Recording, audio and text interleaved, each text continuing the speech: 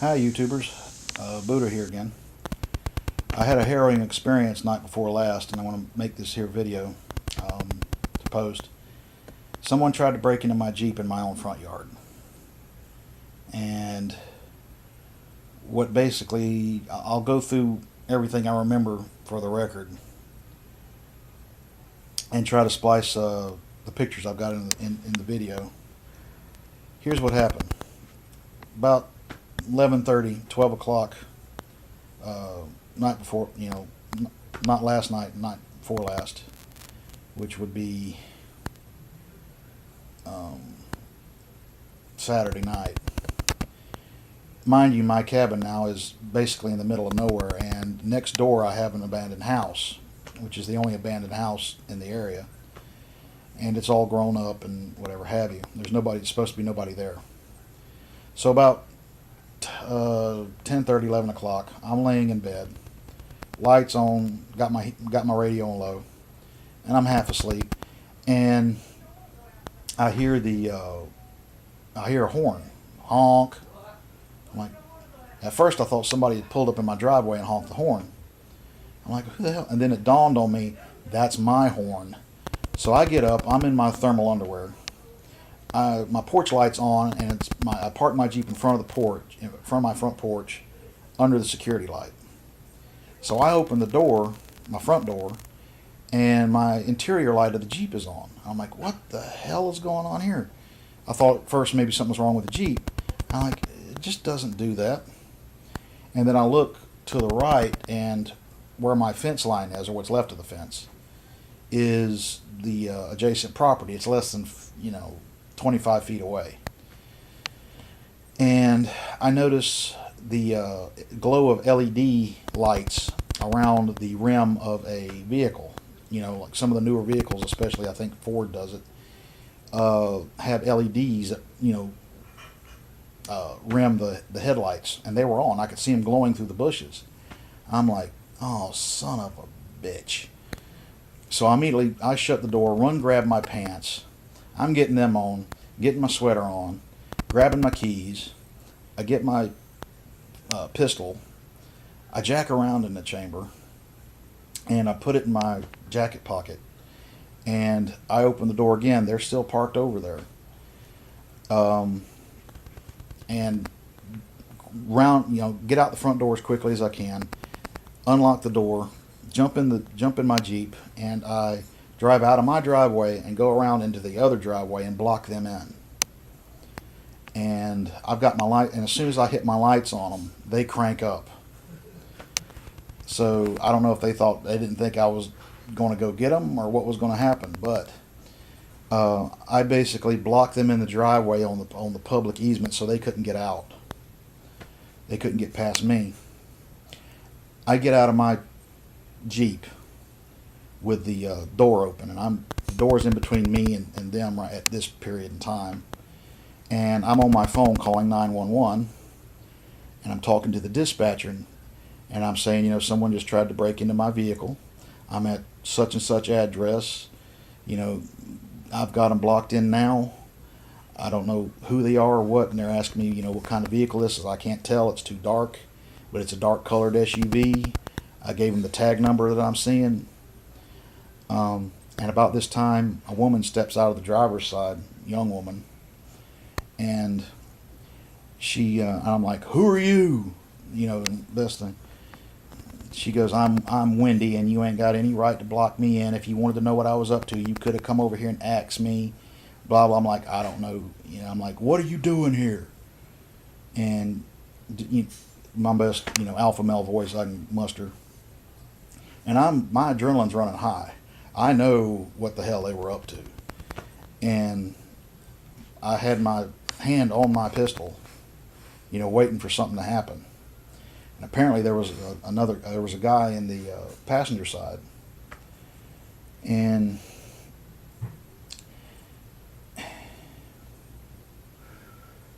anyway, she gets out. She goes, you ain't got any right to block me in.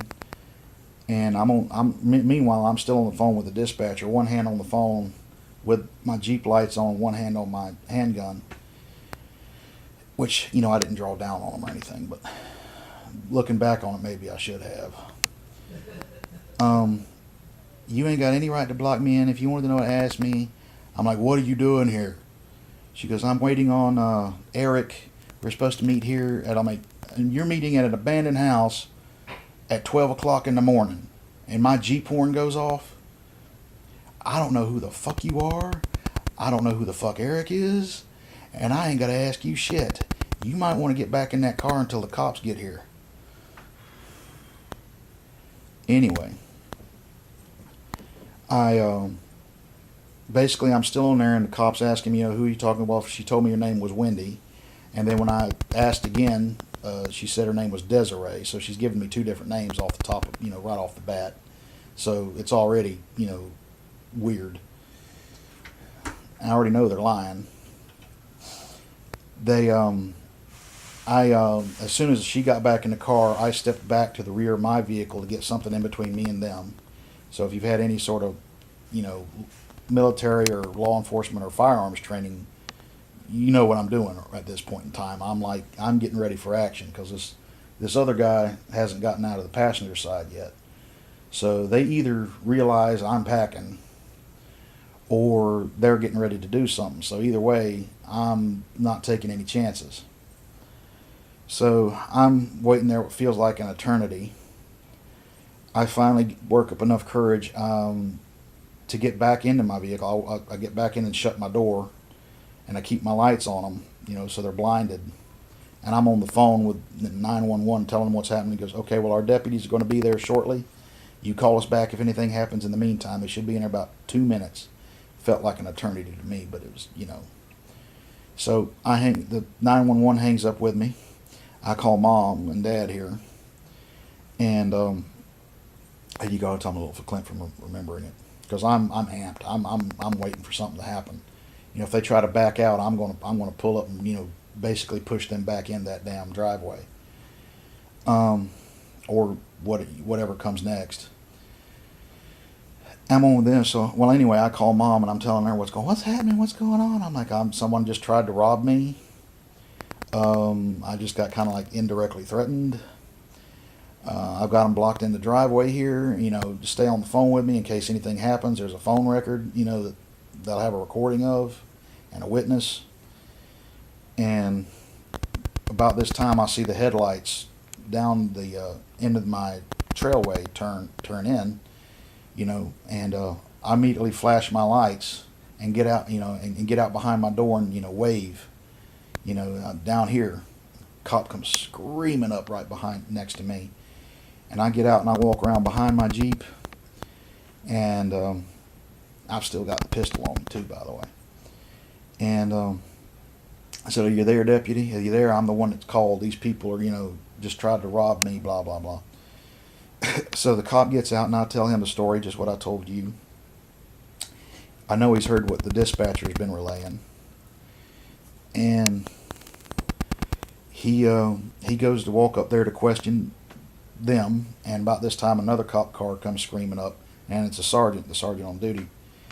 And he comes over and starts talking to me, and I tell him the same story. He goes, and they start interrogating them for a long time. They haven't come talk to me, but before a brief little moment. And longest time, and I'm hearing her say one thing, and then her story changes, and then he's saying, so eventually the sergeant comes back to me.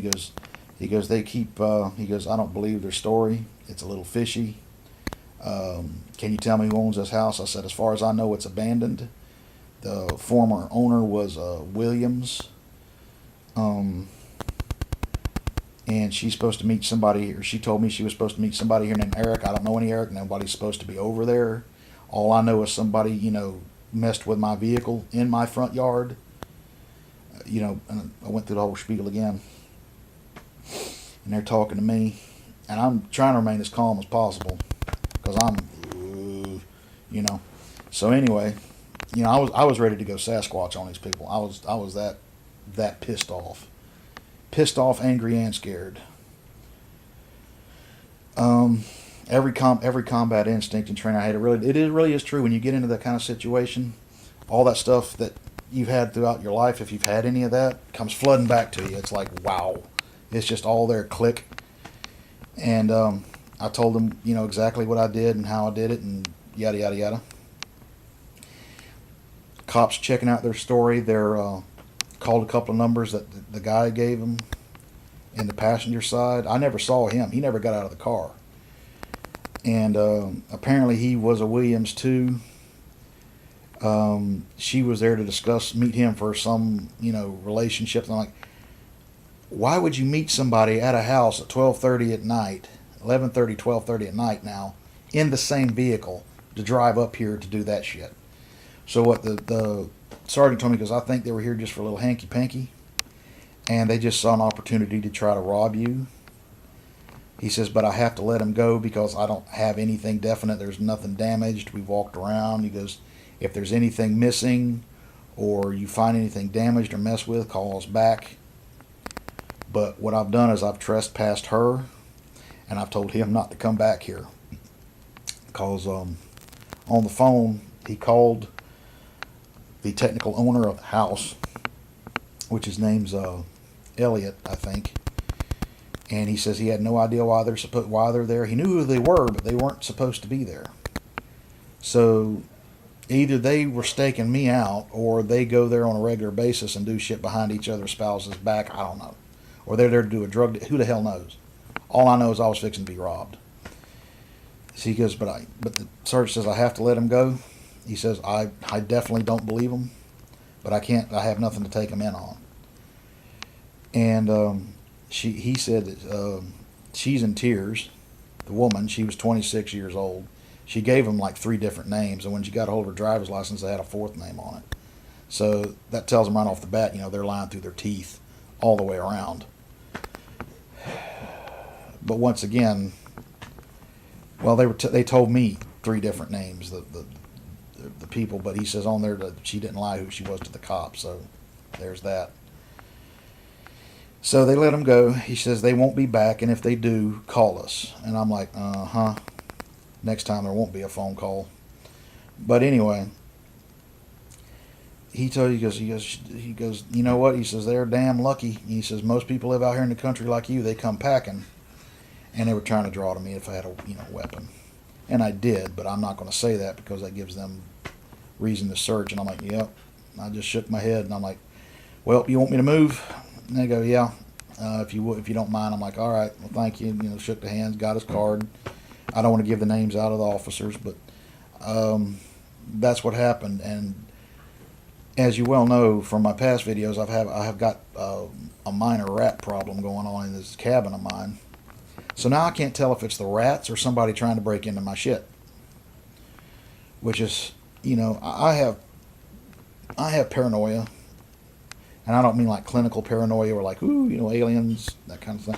But it's like, I've been under like fight or flight all the time, and it's just set this off so bad. I moved out to where I'm at now to get away from knuckleheads and the like. And I haven't even been at this cabin a month, and I've already had a knucklehead try to rob me. And this is the middle of nowhere. Literally, I mean, it's the next closest big infrastructure anything is a campground. And the next thing is a truck stop. Before the nearest town's, 15, 20 minutes away. So I'm in a nature preserve, And it's not even a county road I live down, it's a trail. Literally, it's a trail.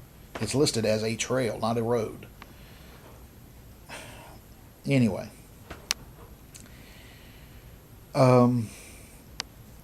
Last night, I'm at my mom and dad's right now. It dropped below freezing, and Florida rarely gets this cold. This cabin's not insulated, and I've got a large shop propane heater, and it got so cold even it wouldn't keep up with it. And I can't run it all the time because it would get unbearably hot, and it's too expensive to run a LP heater all the time. So I came here, but it got inside my cabin. I woke up, about 3 o'clock 3:30 this morning, sucking air, because it was below 40 degrees in my cabin after I cut the heater off. It was that cold. And I'm like, between the rats, and I think there's only like 2 rats left, but they're still annoying as hell and a little scary. The burglars and the freezing weather, I'm under assault. It's not any one thing, it's a combination of the things. So, and I'm in a lot of agony right now. My implants are killing me. And this morning when I got out of bed, I could barely move my left leg. It hurt so bad. You know, I mean, I couldn't even bend my knee. So, I'm here for a night or two, and I thought I'd take advantage of the Wi-Fi. But that's pretty much the story. Now, I have pictures of the vehicle and their tag number, and it was a dealer tag, which means they were out of town. They weren't supposed to be there, period. So it makes me think they've been doing that for a while, or because they gave a kind of a backstory to the cops, so they knew about that place, you know, without being prompted, which makes me worry. Anyway, that's the story, folks, and I wanted to put it on YouTube, so if anything later down the line happens, then my side of the story is right here, that there's some fishy crap that always goes on out in the deep woods, and if you live in the woods, you know this. And it can be just as dangerous as living in, you know, the inner city in some aspects, even more so. So now, I don't know where I'm going to go from at this point, but I know I've got to get the place insulated. In the meantime, I might want to try maybe get the gas company out there so I can get a reliable heater. I don't know how much that's going to cost. I already dropped $400 friggin' on just the equipment I've got, and I'm only living on my disability income, and it's proven to be rough. Now I'm going to have to find out how much security matter. I'm probably going to get a dog first, but now I'm going to have to invest in security cameras out in the woods. I don't know how I'm going to power them because the damn electrical system's so outdated. It doesn't even have grounded plugs in it into place, and I'm scared to use them. Anyway, that's my story and that's my report. I know it sounds bad, and I'm not trying to be a downer, but I'm just keeping this putting this on for the record so everybody knows what's going on. Anyway, until next video, catch you later. Over and out.